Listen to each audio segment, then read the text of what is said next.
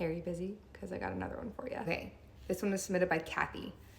She says, it was 2014. I only worked here a total of 6 months. This was my dream job, more of a family assistant position since the kids were a little bit older. Great pay and the benefits. The first 2 months were perfect. It was a single dad with 2 teen daughters. The daughters were kind, humble, and respectful towards me. The dad was also very kind, always saying please and thank you, and so grateful for everything I did. The dad was dating a 24-year-old who we will call Megan. The problem was the teenage girls did not like their dad's girlfriend. In fact, they passionately hated her. One of the qualities I love about Megan and had so much respect for was how unbothered she was by the girls hating her. She was just going on, living her best life, completely unfazed. 2 months into working there, the phone call started 2 to 3 times a week. I would get a phone call from Megan. From a blocked number, she would whisper and sometimes even disguise her voice. But the calls were always the same. She told me to promise I wouldn't tell anyone.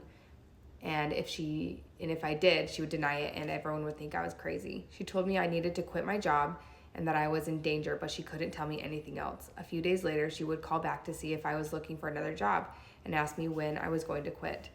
This went on for 4 months. Dang girl, how'd you stay for 4 months? At the same time she was telling me to quit, she was also telling my boss to fire me. One time she called me to tell me I was getting fired on Friday. Then Friday came around, my boss called me into the office and I thought I was getting fired. But instead he told me I was doing a fantastic job and he just wanted to take the time to say how grateful he was to having me be there. A few days later, I found resumes lying around the house of people who had been interviewed for my position. The phone calls from Megan continued. You need to leave and you are in danger. Find another job as soon as possible.